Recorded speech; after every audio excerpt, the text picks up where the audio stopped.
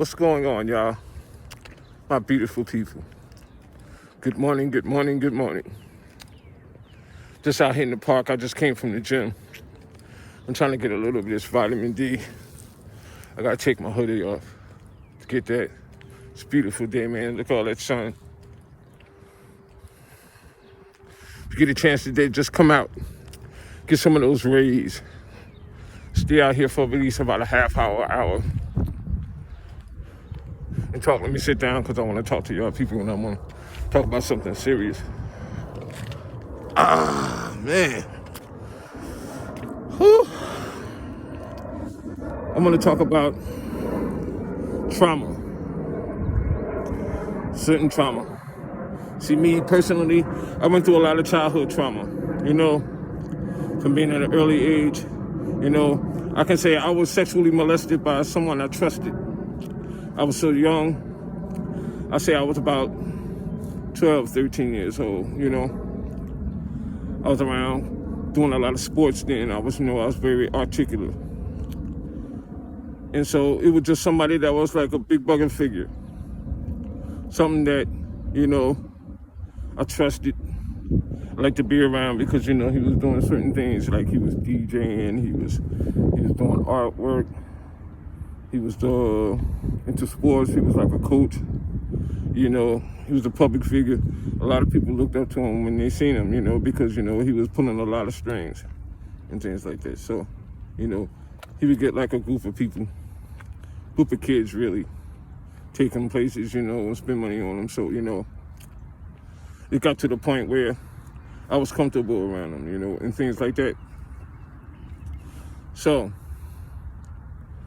he would lead me on to certain things, and then, I would wake up and find myself,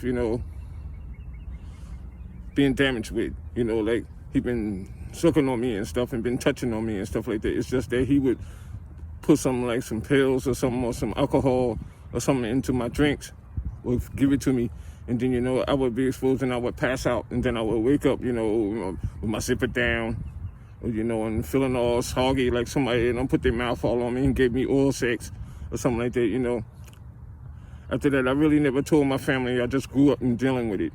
It was a few times that I saw him and I would avoid him over the years, But a lot of that trauma was just built up. So, I used to take it out on people, I was fighting so much in school and, not listening to people, not trusting a lot of these people.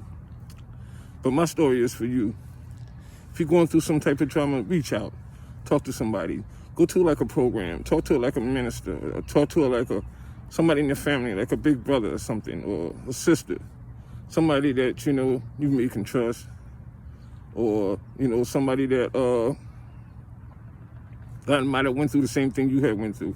Just reach out and just talk to them, don't be ashamed, because a lot of us have went through their trauma, and then, they can't sit up there and express themselves now, and then they dealing with their trauma, and so they take it on in their later on in their lives, and then they just take it out on other people, and they do evil things to people, They don't mean to do it. It's just that they've been traumatized when they was younger. I was traumatized. So, a lot of my trust issues are from that. But I learned how to just to deal with them, That's why people got to just sit back and learn how to deal with a lot of the trauma that they're going through. Just reach out, talk to somebody. Everybody is not shallow, and things like that. Everybody likes to look up to other things. So, just like me, I can feel free to talk like this to people because, I'm not ashamed of what happened to me in my younger years because I was young and dumb and I didn't know anything, I didn't know any better. My family didn't know about that. My kids, I told my kids when they was growing up about what happened to me, and they understood, and they told me, you need to just talk to somebody too. I was like, well, I'm talking to you.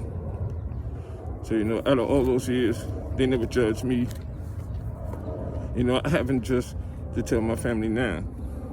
Yeah, the certain family, my closest family, my immediate family, I finally told them, and then they was just in awe. They was in shock. They was like, why didn't you say anything about this a long time ago? I was like, well, I dealt with it. And then they said, well, that explains a lot of the resentment that you had over the years, like I can't get close to certain men or certain dudes, now that I'm old, what I'm saying, I know how to deal with it because I will knock you out. But anyway, talk to somebody. Please talk to somebody, because, you know, that leads to a lot of people that I've seen that happen to. It leads to like drug addiction, drinking a lot, because, you know, when they was younger, nobody would believe them, that they would say things like that, because a lot of these people, they go through that trauma, it be with somebody in their family that did it, you know what I'm saying, like an uncle or an aunt or something like that, and then, you know, they can't go to the family and say nothing about it, because the family be like, oh, you lying, they ain't do that to you, they'll think you're lying. But in truth, that sticks to them, and it sticks to their mental, and then, you know, they don't know what to do. So, you know, they just like ease off from family, and they start really talking to family, and then, you know, they go away. So, you know, it's just like me.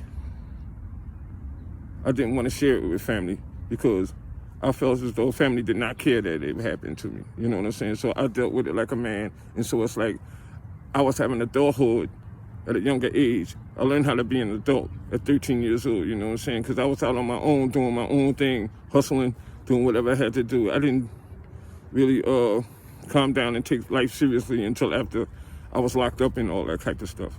So, you know, I had to go through all that trauma. But all I can say, please talk to somebody. If something like that happened to you, please talk to somebody. And from now on, I have to tell you, I love you. Get well. Stay positive. Stay healthy. Stay clear-minded. I will talk to you guys later. Peace.